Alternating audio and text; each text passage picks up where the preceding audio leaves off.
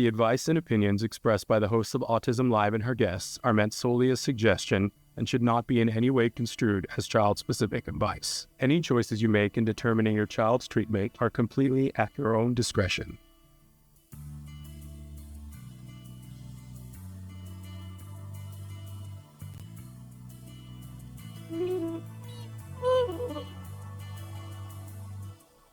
Good morning and welcome to Autism Live. I'm Shannon Penrod and I'm so excited to be here with you today. We got a big show planned for you, lots and lots and lots of things to discuss. We've got an amazing guest. Kashif Khan is going to be joining us a little bit later on in the hour, and he is the author of the book, The DNA Way. We're going to be talking with him specifically about his view of autism. We know that Secretary Kennedy has said that they are going to give us the cause of autism first it was by the end of the summer, then it was September, which I think is the end of the summer. And there's been a lot of shock and disbelief about that. We've already shared on this show some of the studies that have come out that have pointed to some very specific things, and Kashif is going to be talking with us about his beliefs on what we're going to hear, and that it will very likely be more than one cause, which, you know, that's I think that's pretty much how we believe here as well. So excited about all that. But we are live right now on Facebook, YouTube, Twitter, and a couple of other dozen places. Hi, Rodney. How are you? It's so good to see you. I know you even joined us when we went live for about 30 seconds from the carpet of the Ed Asner poker tournament the other night. We're going to show you a clip from that today, and you'll be able to find another clip, a longer clip, on our YouTube channel. But thank you for joining, because we just went live to say we're here.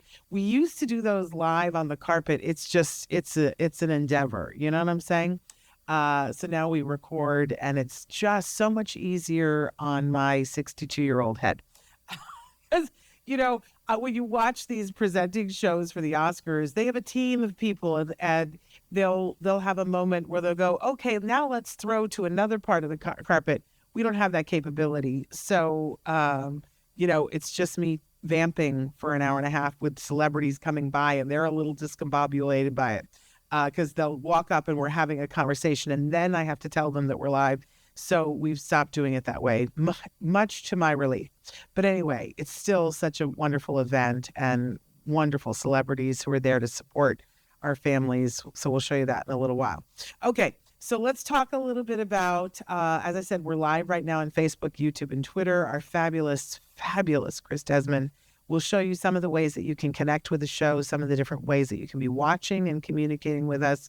You know that I always like to remind you that we have two very robust YouTube channels at the Autism Network. One of them is Autism Live, and it's all the Autism Live shows and the Parent to Parent and all the shows that we're incubating on their way to their own pathway.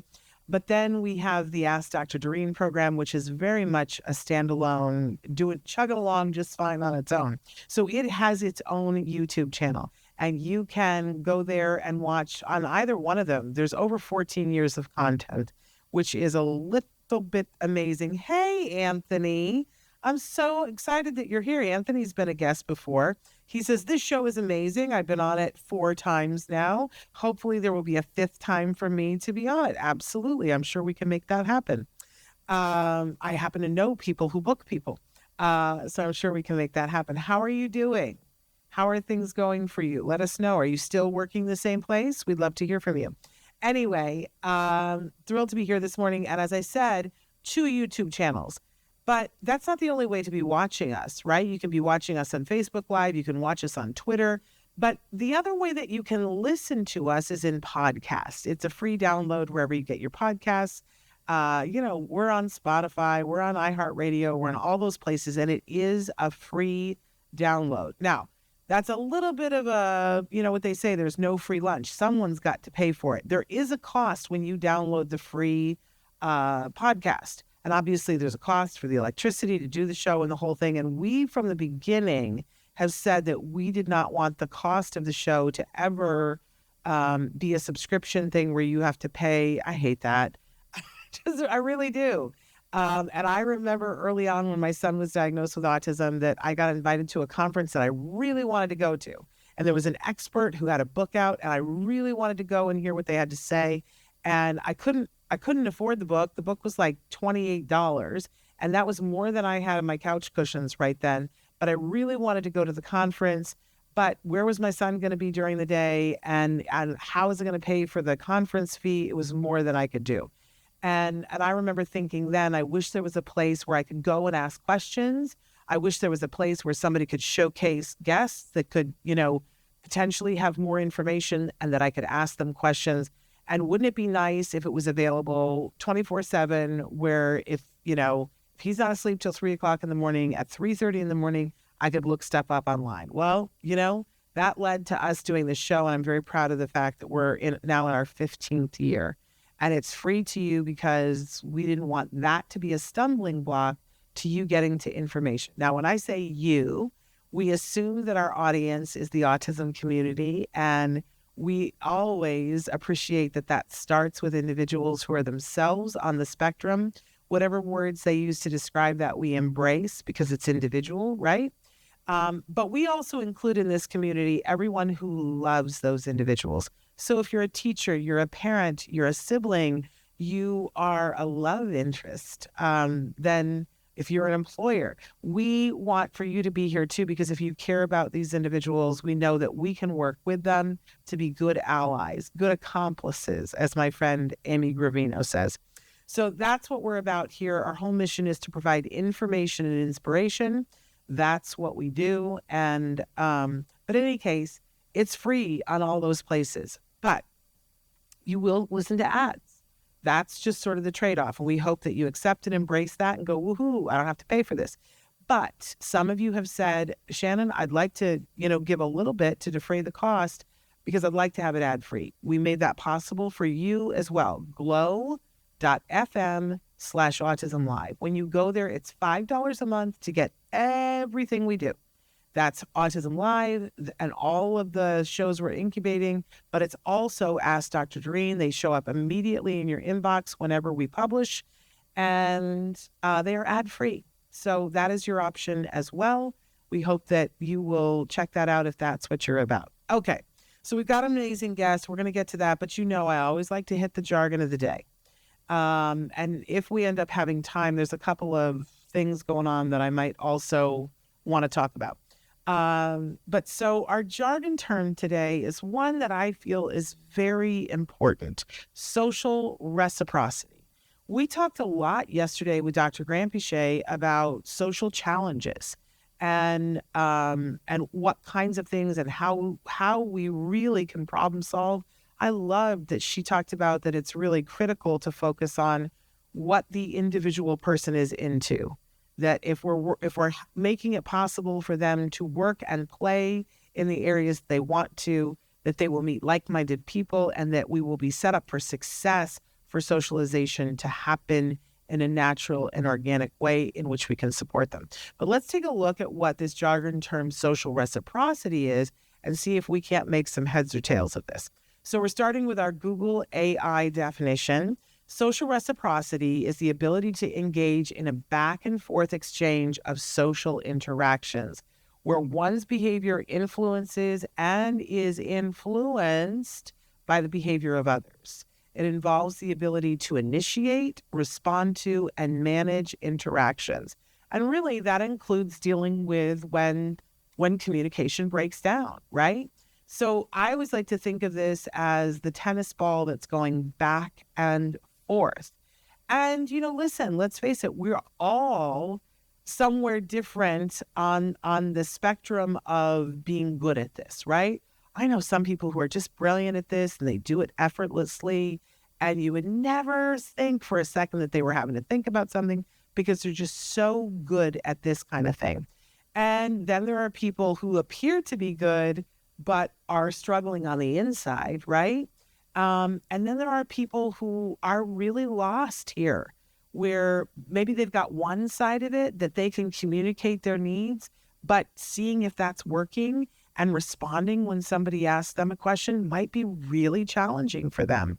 And then there's the flip of that too. People who don't have the ability to advocate for themselves, but they're soaking in everything that's around them. And really what we would like is some form of mixture of both of these things to work well, right? It might be taxing. It might be something that somebody can't do for a long period of time.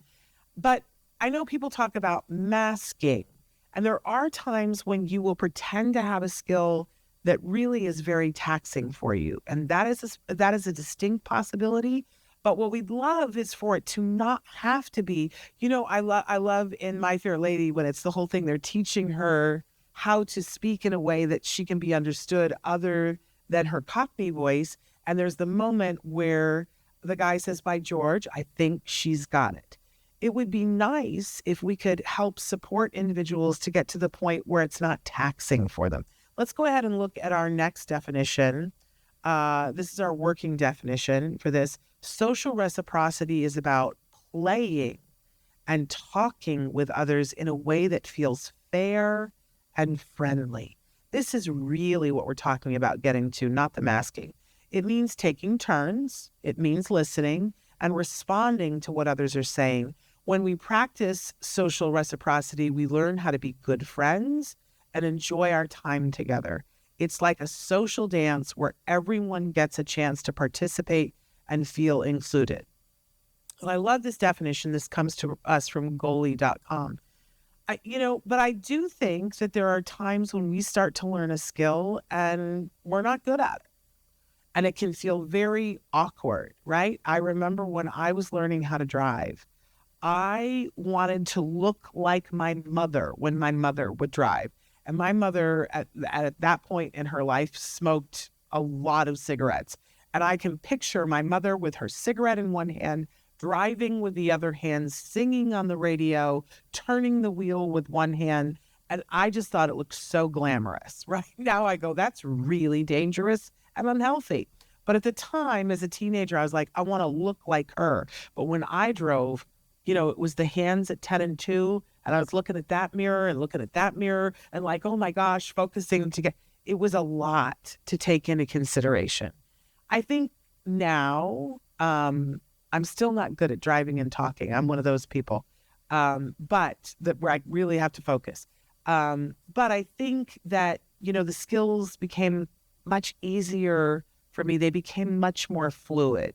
So one of the soapboxes that I like to get on is that these are important skills for an individual who's on the spectrum to be able to advocate for themselves and to be able to have this reciprocity of the back and forth, that they can say, I would like to have the baked potato with the sour cream on it, right? So I'm advocating for myself in the most basic of ways. That's such a privilege, right?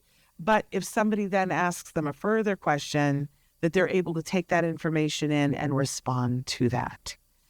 But sometimes we have to work on it in such a way that it will take a little while until the skill becomes their own. But for me, I just want to say that if we can make this something that becomes the person's own skill in the way that they are comfortable, there's more than one way to do this, right? Then we don't have that masking thing. There were at Astor Poker Tournament the other day, there were the whole group of us who were talking about, people were confessing, going, I'm really not good at this kind of a thing. I'm not good at being around this many people and this many celebs and this many people strangers that I don't know. And at a poker table, you're sitting next to somebody and you strike up a conversation. And we were really talking about how some people are just so comfortable with that. But there were a lot of us that were there that claimed to be shy. And I claimed to be shy. But over the years, I was encouraged to be brave and speak to somebody. And so it does not take the energy that it used to for me to overcome that. I'm still exhausted after a social interaction because it's a lot of sensory for me and I'm not on the spectrum. So I always think, what is it like for our friends who are on the spectrum? It can be so much. But if we skill build little by little, we can get to things that are easier. Now, I'm not sure. We're good. Okay. So I'd like to take a little break and show you just a little bit of that Astor Poker Tournament so that you can see some of the wonderful celebs that we had the opportunity to meet. Then when we come back, my guest is going to be here, and we're going to talk about all kinds of things, health, that might expand your mind a little bit. So we'll be back with Kashif Khan. Stick with us, but take a look at the Ed Asner poker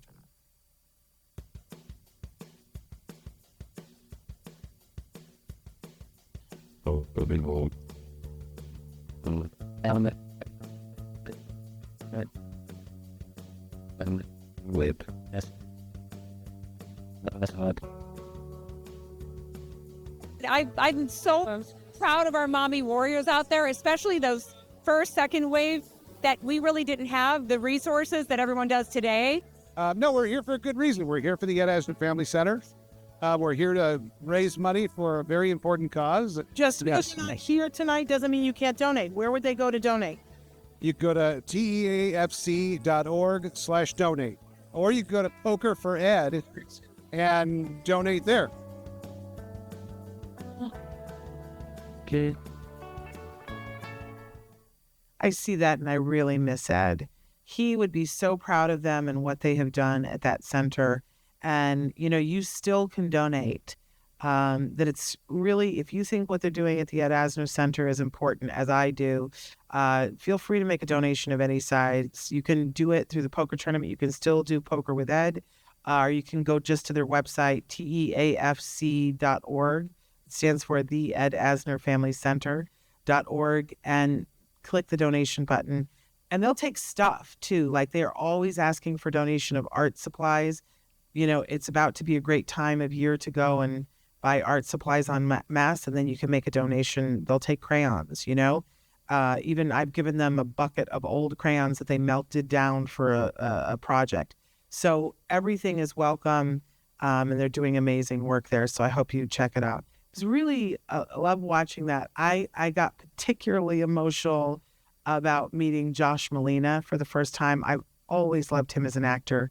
Oh my goodness. And so that was, and it was my first time meeting Jenny McCarthy. And I want to say this, that I got very teary-eyed when I spoke to her, because I many times we've had Holly Robinson Peete on the show, and I have said to Holly a million times, and thanked her, that there was a day when Jenny McCarthy and Holly Robinson Peete went on the Oprah show.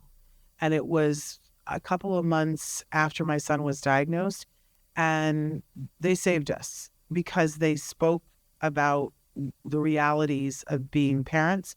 And I remember they set up a phone line, and people could call in, and they stayed for hours. I did not call in, but I say a lot of times it saved me. And I was able to say that to her for the first time to her face. We had a little teary moment. It was all good. It's really amazing. But they were all there to raise money for the Ed Asner Family Center, and money was raised. Okay, I got to get to my guest because he's waiting, and we don't want to keep him waiting. Kashif Khan is a best-selling author of The DNA Way. He is a celebrity longevity coach. Gosh, do we need that? Founder of the DNA Company and a 2-time TEDx speaker. He is a pioneer and a driving force in the functional approach to genomic interpretation, overlaying environment, nutrition, and lifestyle on the genetic blueprint to create personalized longevity plans.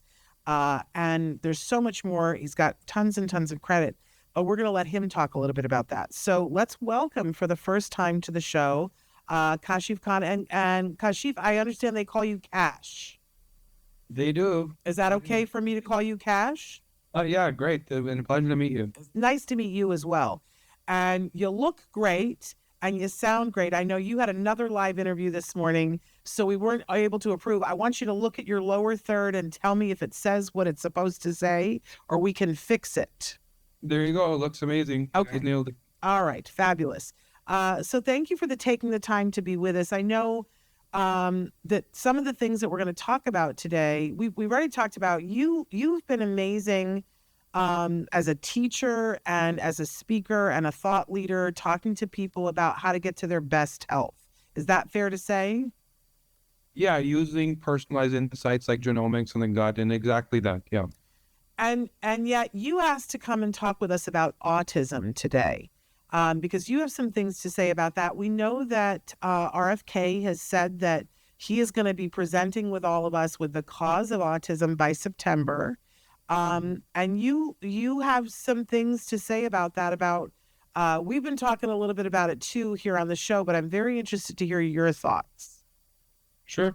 So in the work we do, it started off as high performance executives, professional athletes, celebrities using their genetics to figure out which biology is broken and what do they actually need to prioritize. So imagine being on like a Marvel movie set, which we actually did, and popping supplements and pills into the stars' mouths to have the best recovery, best sleep, etc.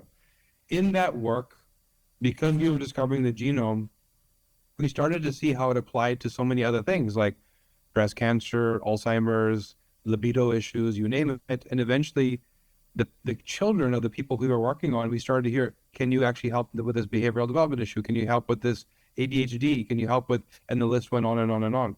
And so we started to unravel, and it's funny because you said that RFK is coming up with the answer, right? Yeah. And to me, that's too general, because when we look at the genome and we look at the outcome, what you put under the spectrum of autism, which is many different things, it's not the same answer for every kid.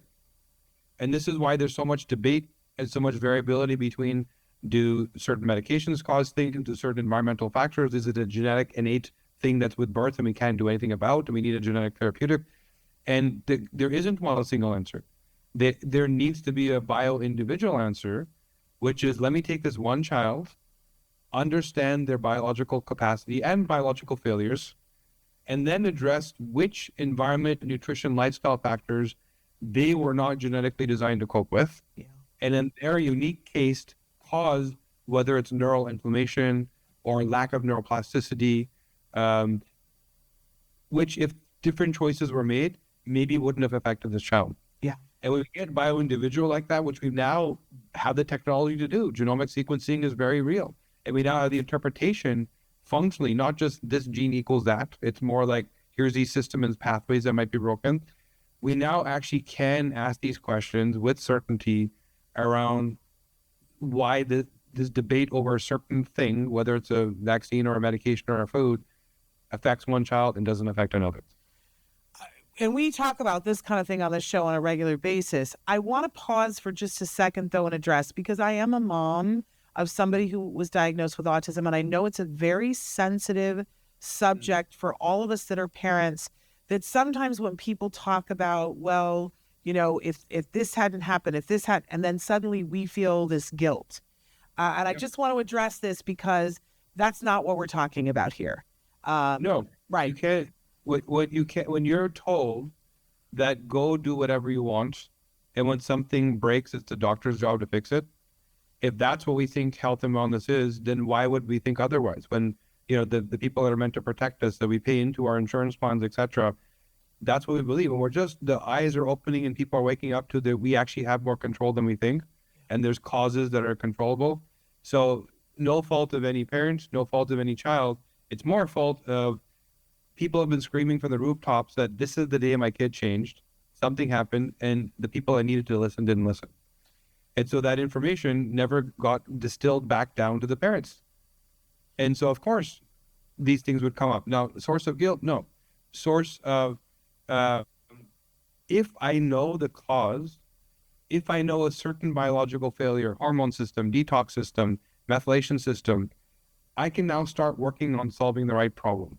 Yeah. So maybe I started a bit late because this information is new, but now at least the guesswork, the stress, I can now start working on the right things. So depending where you're at, you're just starting at a different place. I really appreciate that. And I also want to say too, because a lot of people have written into us or stopped me on the street and said, do we really think that, RFK is going to provide, after all this time, that RFK is going to be able to provide any answers? And I said, well, the interesting thing about that is that there have been a number of studies that have come out that have had like this little piece and this little piece, and we really haven't had our best minds working on synthesizing all of that information. And that if we really are going to put some energy into, we all love to talk about science, but then if we're not putting the different pieces together, And I don't know if you saw, we did a show recently where there were 3 specific studies that have come out in the last year that have shown clearly about the environmental impact on a mother's body and how that can cause difficulty for the unborn child, and that autism happens to be one of the things that it affects, but so many other things as well. But now you've been looking at this for a while and looking at how people can optimize based on their individual, what's the word, biome?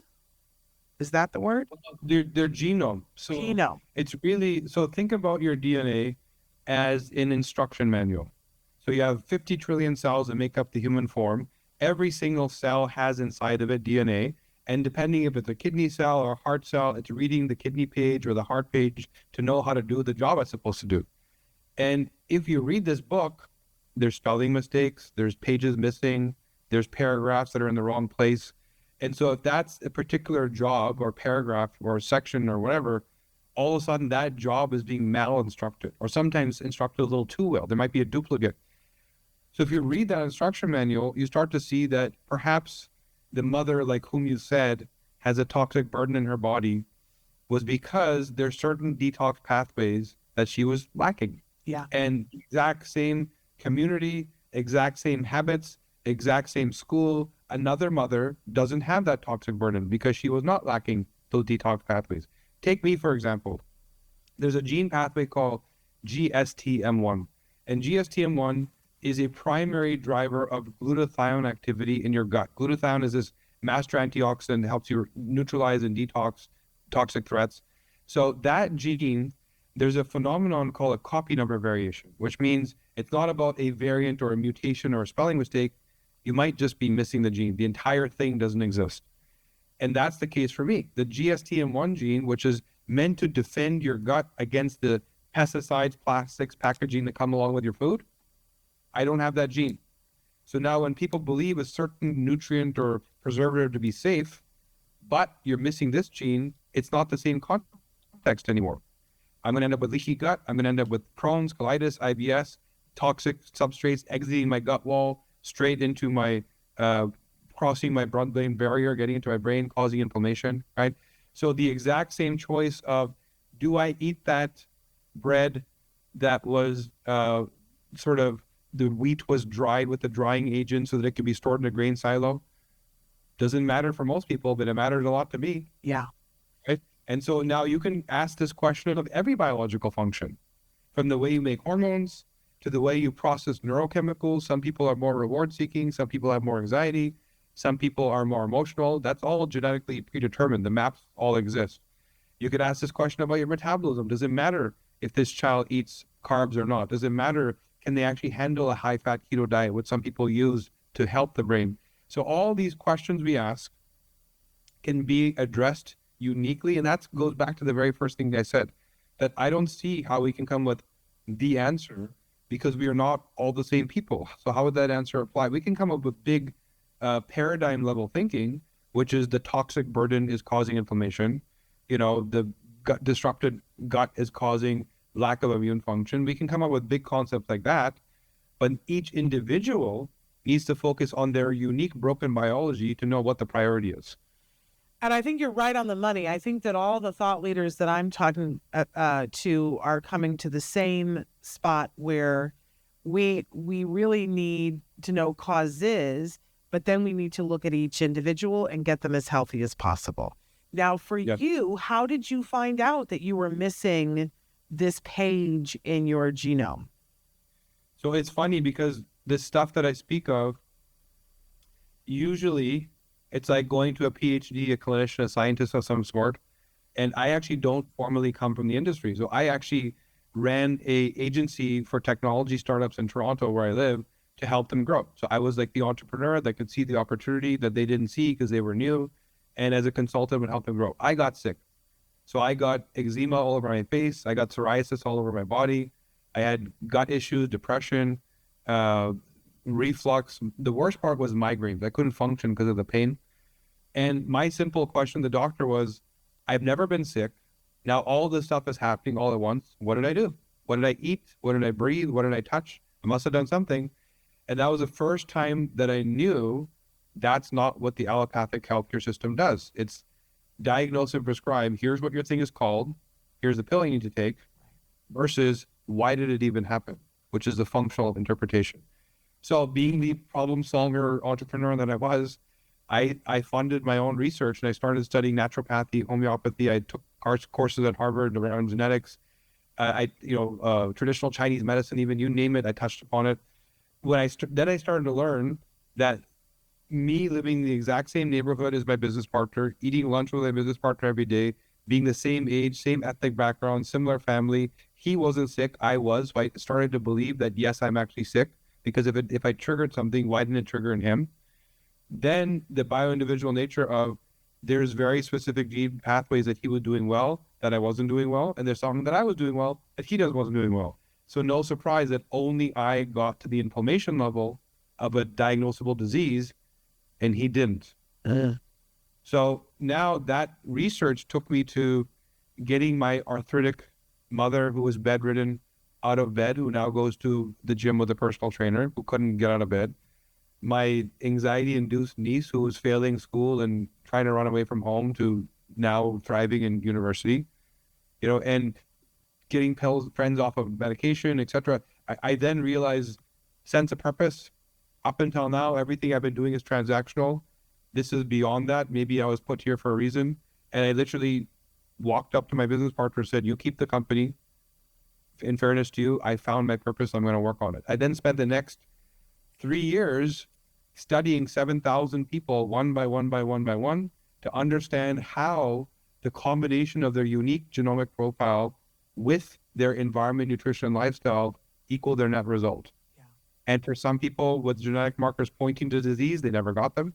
But some people having no markers to disease, they got them very quickly. And the choices being made in environment, nutrition, lifestyle overlaid on the genomics was the net total. I also then worked with Sick Kids Hospital right here in Toronto, Autism Hope Alliance, Autism Speaks. They're funding some research, and I started to tweak and say, you guys are looking for, once again, the cure. You're looking for this needle in the haystack gene that if I can turn a switch on or off, going to shut autism off, which, by the way, some rare, innate, I'm born with type conditions, that might be true. But the vast majority of kids, that's not what happens. And so that's where I've been researching is what are the nutrition, like all these things that are going to come out as answers. There's not going to be one. Otherwise, we haven't solved the problem. There's going to be many. And each child is susceptible to being receiving that neural information from one thing, but not from another. So we need to know each child's unique priority. I want to pause again, and because you said something that before people get set off by, because I know that, I know that a lot of our audience are adults that are on the spectrum, and they're very sensitive when the word cure comes up. And you were talking, that's not what they're looking for. I want to make sure that we say that again. And that I do want to say that we know that there are many benefits for some people that come with high functioning autism, but there's a spectrum. And that while we prize some of the things, and like my son's mind is better than mine, and no one would argue with that. The way his brain works and the way that he can see things, at this point in his life is so much more elegant than mine. But he might never have gotten to that if he had not had some help and support. And we know that there are other people that are on the spectrum who have not yet found the way to be able to communicate, and we owe it to everyone to be able to get them to live their best, healthiest life. And when we focus on health, that we find that a whole lot of things work better. Am I wrong in that, Cash? Yeah, really inflammation, right? Yeah. So you can't name a chronic disease that isn't rooted in inflammation. And I'm not saying autism is a disease. I'm saying that it, like you said, spectrum. For some people, it's their superpower, right? For some people, it's like a version of something that prevents them from doing what they want to do. Right. Whether it's nonverbal, et cetera, there's different ways this expresses. So when it becomes a burden, that's where parents are looking for changes. They're looking for, what can I do to give better quality of life? Get this child back in school, as an example. And that comes down to, in as much as we need to discover root cause and what triggered inflammation. There's many other things that maybe are not directly tied to the root cause that led to this state that also cause inflammation. Let me give you a simple example. Why do we find bigger numbers in boys than girls? Yeah. Right? We know that testosterone is an anti-inflammatory inhibitor. So when you're more androgenized with more testosterone versus more estrogenized, it's harder for your body to fight inflammation. And so and that points us back to something caused it. Because without the inflammation, there was no cause. And that's why the boy might not do as well as the girl, right? Then it comes down to, okay, well, I see some level. There's a young lady I'm working with right now, 17-year-old, nonverbal, okay in terms of mood, etc., but still parents wanting to help her improve. And so we started looking at, in her particular case, yes, there's susceptibility to certain toxins, etc., but her actual genetic ability to drive the process of neuroplasticity, new neurons in the brain. There's a neurochemical called BDNF, brain-derived neurotropic factor. And it's kind of like the fertilizer for the brain that causes your brain to grow. Every time you learn something, you believe something new, there's new neurons that are developed to process that information. And some people have a really bad version of that gene.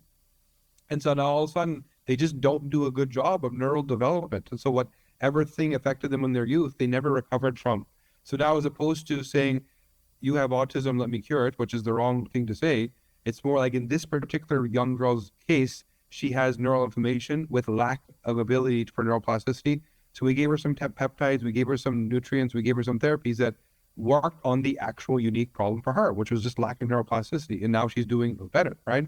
So, and again, each individual, you can ask this type of question. There's genes around how your body maintains the diversity of the gut microbiome. There's genes that determine if your ancestors ate more fermented plant foods, then you innately don't do such a good job of maintaining diversity because there was an expectation that you still eat the same thing your ancestors did. So your genes don't do it for you. Some people didn't eat those foods ancestrally, and so genetically they're much better at maintaining diversity. And so now that might be the priority, is this thing that regulates my immune system, regulates my gut function, breaks down plastics and metals for me, I don't do. And that's the priority. So again, it comes back to the same thing. What is the unique individual priority for each child? So, for instance, if somebody comes to you, like this young woman, her parents came to you and said, we like what you're saying and we're interested in this. I would imagine the first thing that you're doing is their genomic sequence. Is that correct? Yeah. So, and just know that most genetic tests don't look for the right stuff, right? This is kind of a dark secret of the genetic testing industry, which is it's the only biomarker in the world where it doesn't change. So the DNA you're born with is the DNA you die with, which means you only need to get tested once, which means it's not a good business. And so everybody in the industry turned it into, okay, I'm going to test you once, but now I'm going to sell your data on the back end to pharmaceutical companies. And that's where the reoccurring income comes from, right? So now the challenge with that is most genetic tests are not designed for the person who paid a few $100s up front. They're designed for the pharma company in the background who's paying thousands of dollars for access to the data. And so they're looking for the wrong information, right? And so what you need to look at are the functional pathways, which are your detoxification pathways, your mitochondrial, innate cellular energy pathways, your hormones, your neurochemical mapping, your metabolism. And they don't test for that stuff because that's all about disease prevention as opposed to how do I make a pill. So I would say which test is important. And then, which test would be? Well, let's pause there. What do you recommend? Do you guys do your own testing when you're picking? Yeah, so of course I have a very strong bias because I designed the test exactly for this purpose, right? So there's a few. So so the DNA company, which I founded that I don't run anymore. So I built the DNA company. We got to a place where it was needing to now go beyond the sort of functional medicine work we're doing into the allopathic healthcare system. And so my decision at that point was to merge it with the telemedicine company that already was in the healthcare system. Me being a Canadian, trying to understand the FDA and Blue Cross and insurance in the US gave me vertigo, right? So I instead passed it on and we merged with this company. Now they run it. And I personally still use their testing and I run my own genetic master classes and community and deep dives, etc. So if someone were to come through our, to me or through our site, they would find that the testing is the data, but the interpretation is really the value. What does this all mean, right? And because we've seen thousands of people between me and all of our coaches in our team, we know what it all means. But I would say as a minimum, if someone even just have access to data and report, just look for the glaring red flags, right? And here's the big rocks to move on because they're just genes not existing, genes mutated. At least you can prioritize. And unfortunately, in the autism community, I don't know.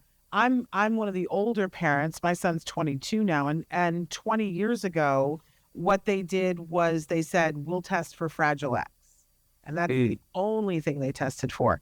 Now, a few years ago, we have a lot of companies that say we'll test for Fragile X, but we'll test for a lot of other things, and I'm not aware of if they test. But we talk all the time about if the child's methylation cycle isn't working, that their body's not going to take out the trash. But the DNA testing that you're advocating would tell us if they're having a problem with their methylation cycle. Yeah, and not just so methylation. Many people listening here would have heard of the MTHFR gene, right? And that's often what's spoken of because it's the most pharmaceutical relevant. But methylation is a system. It's not a single gene. And it's kind of like, because pharma likes the tire of the car, that's the only thing they talk about. But what about the exhaust system and the steering wheel and the gear shifter? Like, all these things have to work for the car to work. And so methylation is a number of genes in a system where MTHFR happens to be the starring character. But what if you have great MTHFR genetics and a clinician says, this is not the problem, let's move on. But MTHFR is a single link in a chain of 7 or 8 other genes, and they're all not working. Yeah. So does that mean your methylation is good? Right. And so you have to first understand the system. You have to understand the gene that drives each step of the system. And then you have to look at every single gene in that system. And now you can actually make a net call. And more specifically, you can know where in the system to intervene, because each gene needs a different intervention, whether it's a nutrient, a therapy of some sort, and you can be very precise. And now start to stack the system. It's not just methylation. It's another phase of detox called glutathionization. There's another phase of detox called glucuronidation, which deals with things like mold and hormones. There's another phase called antioxidation. And if you don't look at all these phases, you might say, I have good methylation, toxins aren't the problem. But that's one of many phases of detox. And you have to look at the whole, from step one till the project is done. And if you don't look at the whole thing, you're looking at one component, trying to make a judgment on that process of detox. And this is where most genetic testing companies fail, because they're looking for single genes that are like pharmaceutically studied as opposed to systems and pathways. But if we do the DNA company testing, we're gonna get the data for that. But what I'm really hearing is that then we need somebody to interpret the data, there's two layers. There's either you put in the time and you review all the data and you learn, because the process, I don't believe you should need someone to understand your own body. Right? I believe that that's a concept of the business of clinicians, which is, I want to see you every 2 weeks because that's how my business grows. Right. Versus, why, if your DNA is never going to change, why don't I teach you how to interpret your DNA, and then you never need to talk to me again? Because every future problem is also going to be solved from the same DNA, which didn't change. So there are layers to this where I do believe people can just get the data reviewed on their own, but there are deeper dives where, whether it's me or one of our clinicians who can recognize the patterns, can save you time, find shortcuts, right? A question of how much time you want to put in, and time versus cost. That's really the question, right? Well, let's dive in there. So if we do the testing, I don't know if you're at liberty to be able to say about what a range would be for getting the testing done. How much on average? With transparency, like this kind of functional testing is in the $500 range, right? Coaching can be a single hour from a couple $100 with some excerpt, all the way up to people want to work for like 3, 4, 5, 6 months to actually get through the entire detox process, and we guide them through the mold and the chemicals, and it's again question of work versus budget. So anything is possible. I have people that are on retainer, like I have Hollywood celebrities that call me every 5 hours saying, hey, I need to gain 5 pounds of muscle for this movie, go check my DNA, right? So It can be all the way up to that. You don't need that, but it's a question of how much support do you want? Okay. And then if we're talking about individuals who are on the autism spectrum getting the testing, what is the testing like? Is it a buccal swab? Is it a hair thing? Is it blood? How do we? It's a swab of the inner cheek. Okay. It used to be a saliva sample because it was difficult to get enough DNA to look at the very unique variants we look at. But now the technology has gotten better, and we can do it with a swab. 20 seconds here, 20 seconds here, and you're done. And is it the kind of thing that we can order online, the test, it comes home, we do it at home and send it off to get the test results? Yeah, you can. And you know what? For the sake of the community, I'll ask our team to set up like a discount code for you guys, right? I'll just say, keep it within the community just for you guys. And I also understand, with health concerns also comes financial concerns. It's the number one cause of personal bankruptcy in the U.S. is due to healthcare costs. It's an unfortunate thing.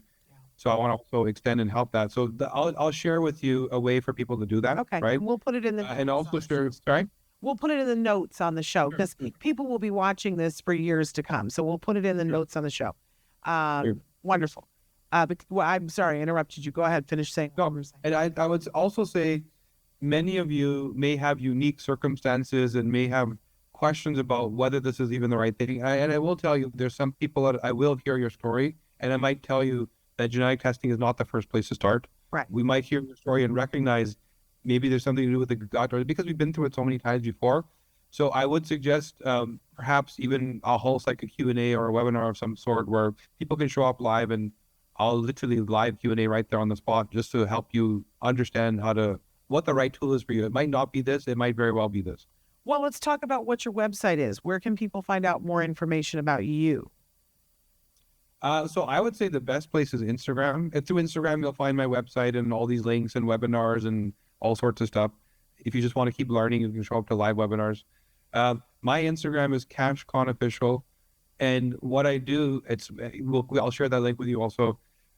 Every single day, I post what I've learned from our clinical practice of what actually is making people sick and aging them faster, from environmental toxins to living next to a golf course and breathing in pesticides, to the plastics that are in some of your, cosmetic products that you're not aware of, the phthalates, the therabins. We talk about all that stuff. So I would say if you just want to learn, go to Instagram, my account, you'll learn a lot. And from there, you'll see links to like register for events and webinars and dive deeper. I find that a lot of times when we start talking about this, people get overwhelmed because they're dealing with IEPs and they'll get overwhelmed. But what I have heard before, and I want to hear from you, is that some of the experts have said, even if you just make one little change, that everything stacks up, and that there's a benefit. It's not an all or nothing thing. Does that how you feel as well? Yes, I 100% agree that the human body is resilient. The human body is designed to repair and recover. The human body, I had the honor of interviewing a guy named Dr. William Sears, who's a proper MD, but he kind of walked away from his allopathic practice because he said he realized over and over and over and over again, the human body already has everything it needs to heal itself. And he calls it the internal pharmacy. And he documented all these chemicals and repair processes and regenerative processes. Look, you can't name a problem that the human body can't fix if given the chance. And what did he mean by that? If you consider that, since the 1970s, we've had 144,000 chemicals added to humanity. If you consider that 30% of American tap water has forever chemicals in it, if you consider 70% of American homes have mold. So when you start to chip away at all these little bits and pieces, you start emptying this bucket of the toxic burden.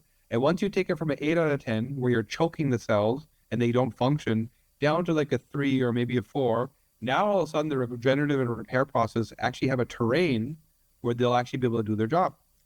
And so it is exactly what you said, finding all the potential threats and chipping away. There's no magic pill, right? There's all of this human body that is brilliantly designed to recover if we remove the overwhelm of what it needs to recover from. And that the genomics will tell you what the priorities are, where to start. Is it your gut? Is it what you're breathing? Is it what you're touching? How do all these systems work in your body? And I think that's key because, listen, we've been hosting shows and having people on for 15 years, and I go and speak, And people will come up to me afterwards because my son's a great success story, and they'll be like, so what exactly did you do? And they'll want to hear, because that's what they're going to go do.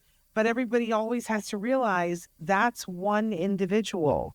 Your child might need something completely different, but until you do the testing, you're throwing spaghetti at the wall to see what will stick instead of using your time focused.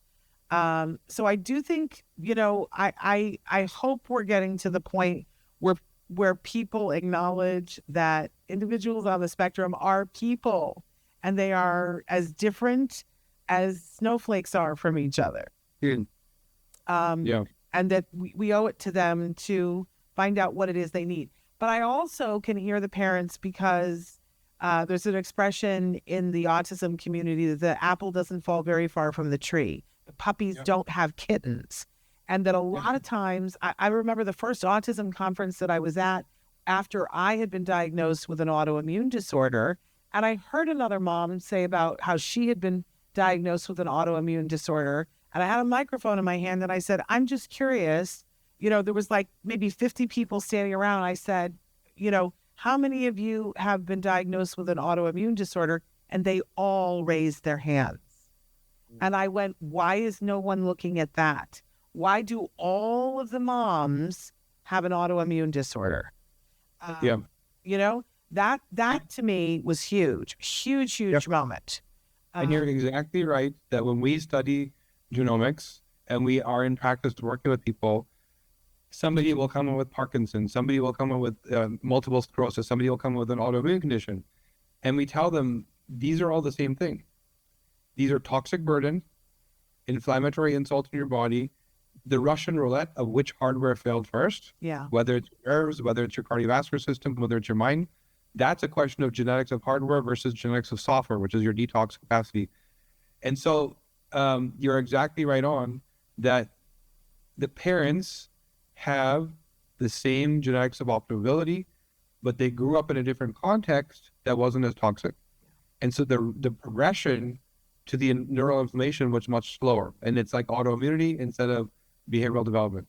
Yeah. Right. And that's it. And we've done this work where we've tested the mother, the father of the parents, and we see it over and over again that those broken gene pathways are leading to other things that are less like acute in the parent just because they grew up at a different time, right? And they're not as overwhelmed. But all this leads me back to when you're considering what discount, it's lovely that you're going to get us a discount code, but there might be a benefit to a discount code that if they need multiple testing, because I know sometimes the family is deciding, well, we're going to prioritize that the child be tested, but I'd like my other children to be tested. I would like to test myself.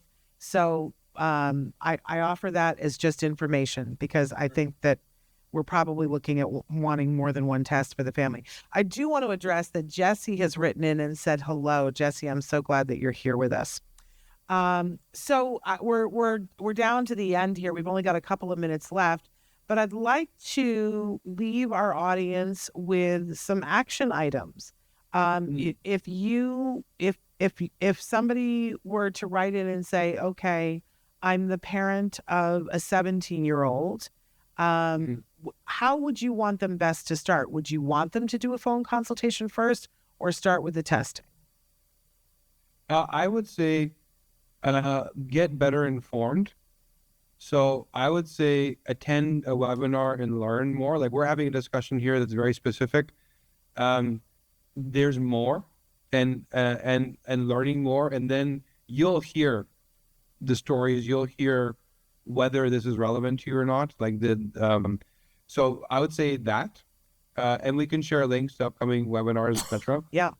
And I would say that if you don't know the answer, if you know the answer and you've landed on something that's working really great and you're detoxing mold and the child is completely changing, then just keep doing what you're doing, right? Yeah.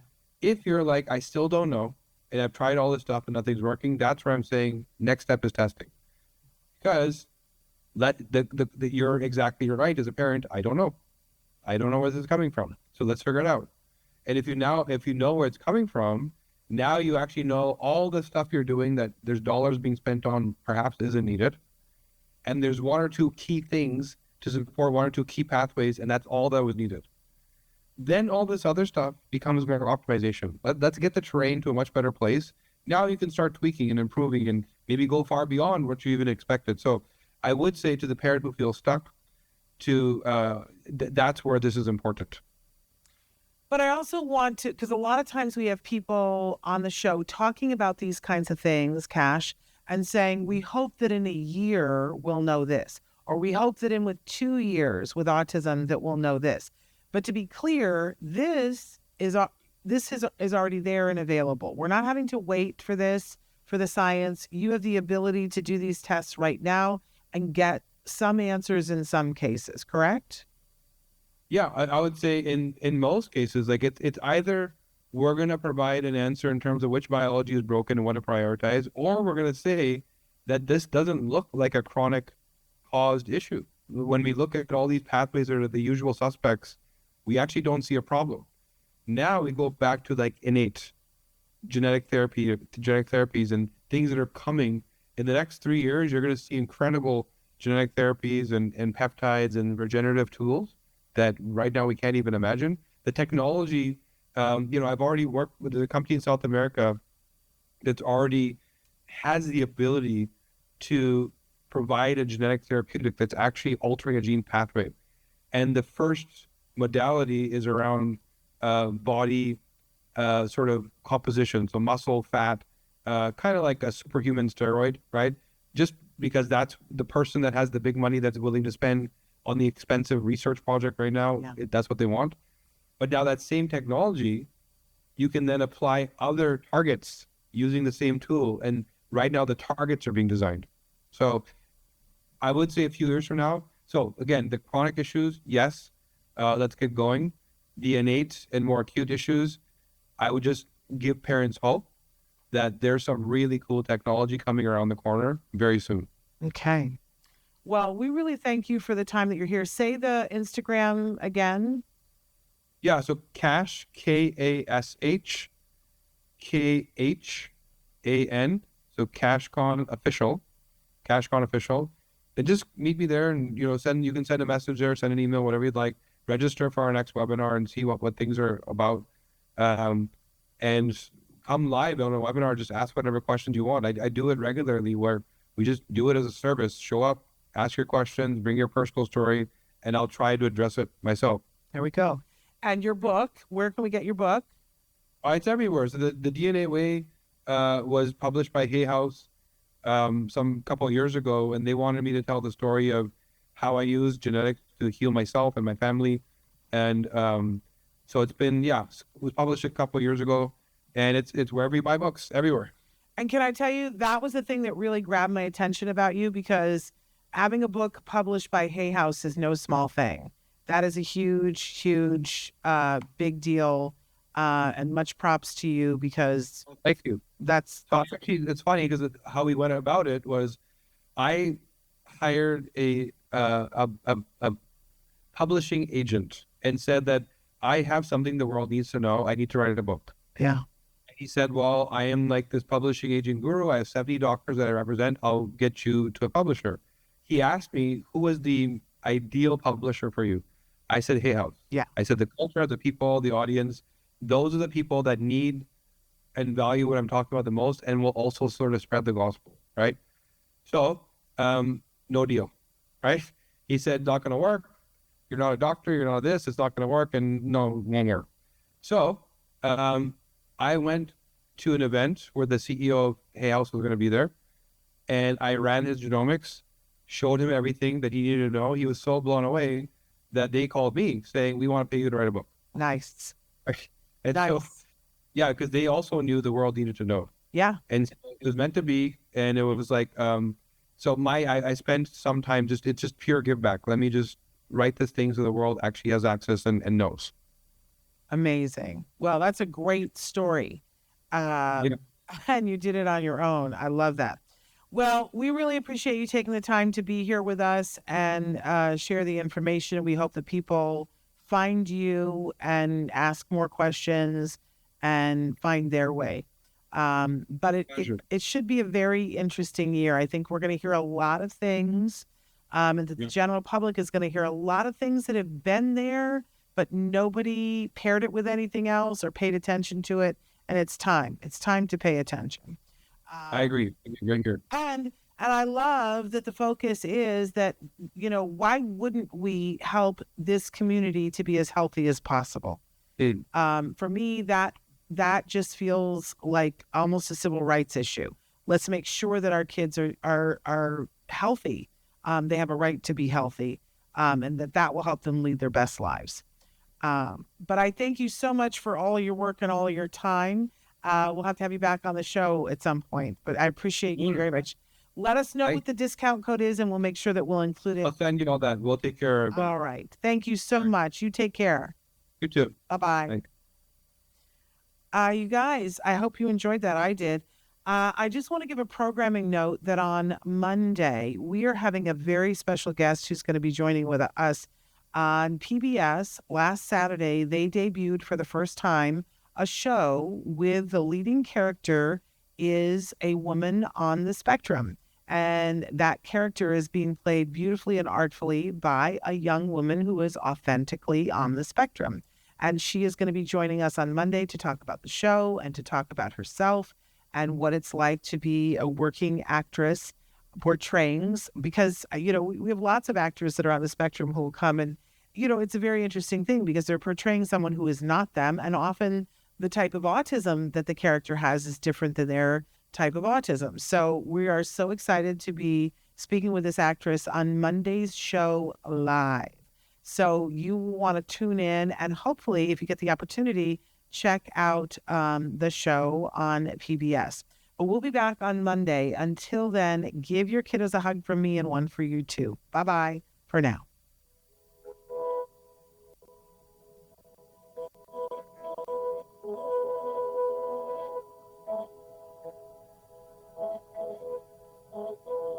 If you found anything helpful in this video, please give us a like. In fact, make sure that you smash that subscribe button on YouTube and give us a like on Facebook. You can also follow us on Twitter and on Instagram for important updates. And please download our free podcast wherever you get your podcasts. Thank you so much. See you next time.